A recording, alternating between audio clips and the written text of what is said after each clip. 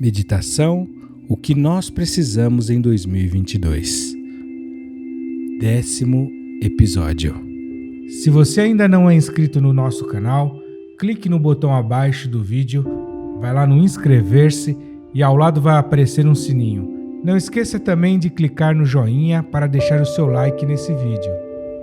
Meu irmão e minha irmã, você tem sido um vencedor, uma vencedora perseverando nesses devocionais diários da Bíblia JFA, em especial nesse início de ano, nesse mês de janeiro, onde temos listado aqui o que nós precisamos para vencer nesse novo ano. O que nós precisamos para alcançar corações sábios, pensando no Salmo 90, versículo 12, quando Moisés fala de contar os dias de tal maneira alcançar coração sábio. O que nós precisamos nesse 2022 para cumprirmos o propósito de Deus, para discernirmos, para atendermos a razão pela qual Ele nos mantém vivos. Ele poderia ter nos recolhido já. Nós resolvemos listar algumas das coisas com que precisamos nos equipar para vencermos essa missão chamada Ano Novo. Que nós precisamos de mais honestidade e integridade. A palavra de 1 Timóteo, capítulo 2, verso 2.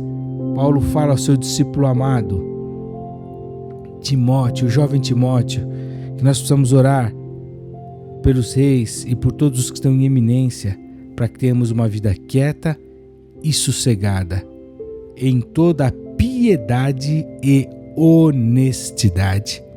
Meu irmão e minha irmã, vivemos dias em que as pessoas são desonestas.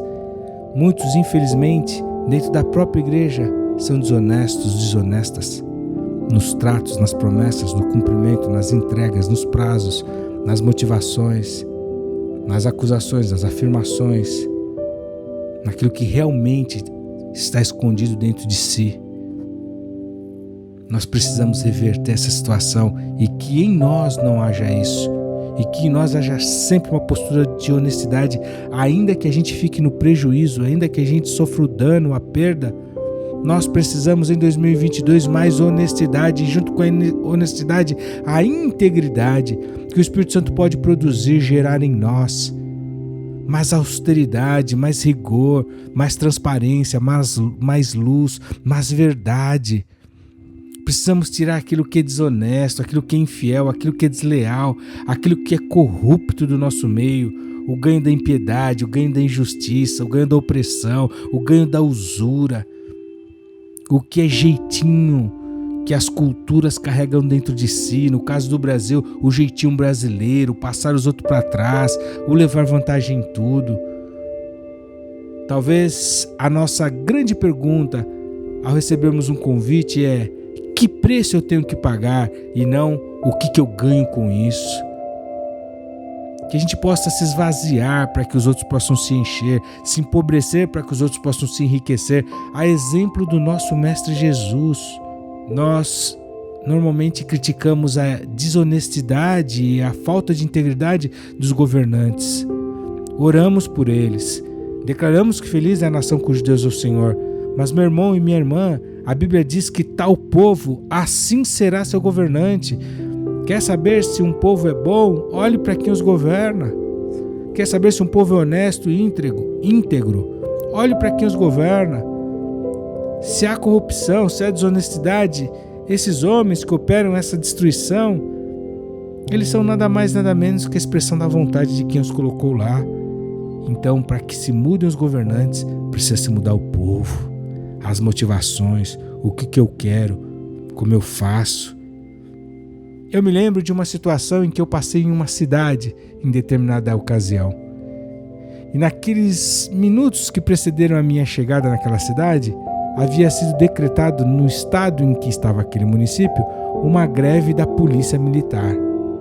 E naquele exato momento a greve tinha sido deflagrada e os policiais civis e militares se recolheram, se aquartelaram e a população tomou conta das ruas, invadindo as lojas, saqueando. Então o que é que fez ali naquele momento, naquele determinado contexto, a diferença entre o honesto, o íntegro e o ladrão e o corrupto? A presença ou a ausência da polícia nas ruas? Qual foi o divisor das águas?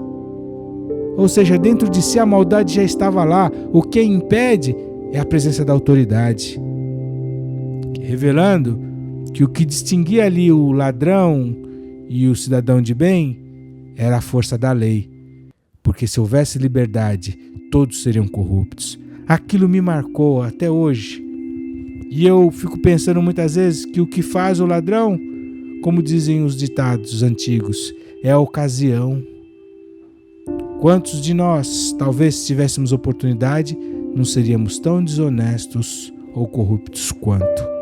E no entanto a Bíblia chama a nossa atenção para termos uma vida de honestidade, para sermos íntegros, irrepreensíveis, austeros, corretos, fazendo como que para agradar a Deus e não aos homens, lembrando que Deus tudo vê, tudo sabe, os olhos do Senhor estão em toda parte e que nós temos o Espírito Santo de Deus e não podemos entristecê-lo e precisamos ser imitadores de Cristo.